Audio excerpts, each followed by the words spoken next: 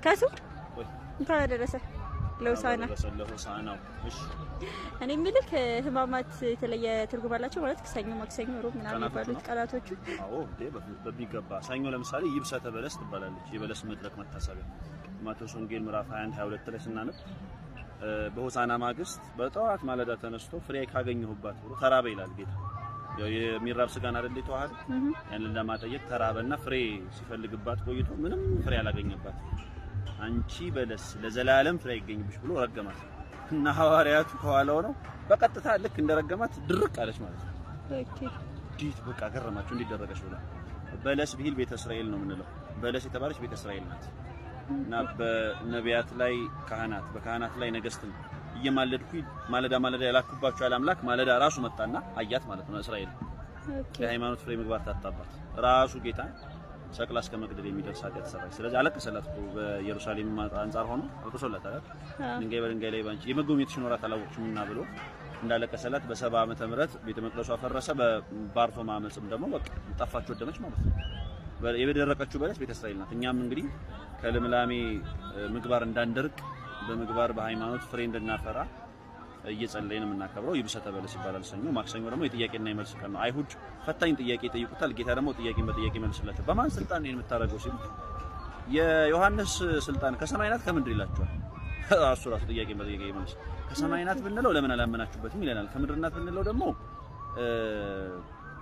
አይሆንም ታምር አድራጊ ነው ምን እናርግ አይ አናቅም ሲሉት እኔም በማን ስልጣን እንደማረግ አልነግራችሁም ይላቸው። ጥያቄን በጥያቄ እንደዚህ እየመለሰ የአይሁድ ጥያቄና የሱ መልስ የሚታወስበት ተስዕሎት አይሁድ በተሰጥኦ ኢየሱስ ይባላል።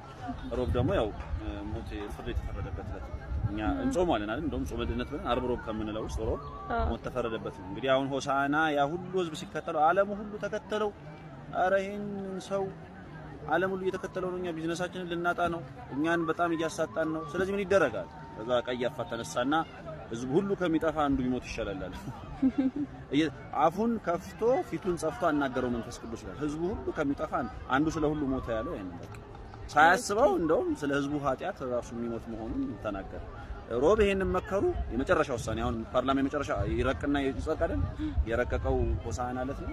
በእርግጥ የታሰበው ገና ጌታ ሲመጣ ጀምሮ ጊዜው ስላልደረሰ አልፏቸው እየሄደ በተአምራት እየተለያቸው የተረቀቀው ሆሳዕና ዕለት ነው።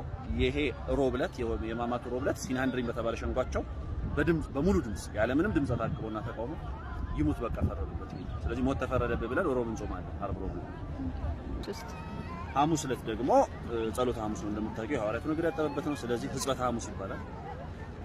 ትእዛዝን አዲስ ስርዓት አዲስ የወንጌልን የቁርባን ስርዓት ተሰራበት ነው። ስጋዬ ነው ደሜ ነው ብለሽ ስለዚህ ትእዛዝ ሐሙስ ይባላል። በጌቴሴማኒ በአረንጓዴው በለምላማው የጌቴሴማኒ ቦታ የወይራ ዛፍ በበዛበት የጌቴሴማኒ ቦታ የጸለበት ስለሆነ ደግሞ አረንጓዴው ሐሙስ ይባላል።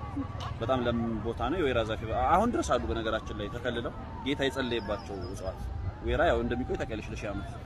ስለዚህ ትእዛዝ ሐሙስ፣ ሕጽበተ ሐሙስ፣ ጸሎተ ሐሙስ፣ አረንጓዴው ሐሙስ የተባለ የሚጠራው ሐሙስ። ዓርብ ደግሞ ያው ስቅለት ጌታችን በመልዕልተ መስቀል በቀራንዮ ደብረ የተሰቀለበት ነው። በልዩ ስርዓት እናከብራለን። ቅዳሜ ደግሞ ቀዳም ስዑር ይባላል። የተሻረችው ቅዳሜ ማለት ሰንበተ አይሁድ ቅዳሜ አልነበረች? ዋናዋ ሰንበት ቅዳሜ ነበረች። ተሽራ አሁን እሁድ ነው የሰንበተ ክርስቲያን ጌታ የተጸነሰባት የተነሳባት ዳግም የሚመጣባት ዓለም የተፈጠረባት ሰንበተ ክርስቲያን የምትባለዋ እሁድ ስለሻረቻት ቀዳም ስዑር የተሻረችው ሰንበት ተባለች። እሁድ ትንሳኤ ነው። እንግዲህ ከሰኞ እስከ እሁድ ይሄ ነው ስያሜያቸው። ከትንሳኤ ደግሞ እስከ ዳግም ትንሳኤ ዝም አላቸው ሌላ ስም ያው ስንደርስበት እናየዋለን። እሺ ቃል የተሰማልኝ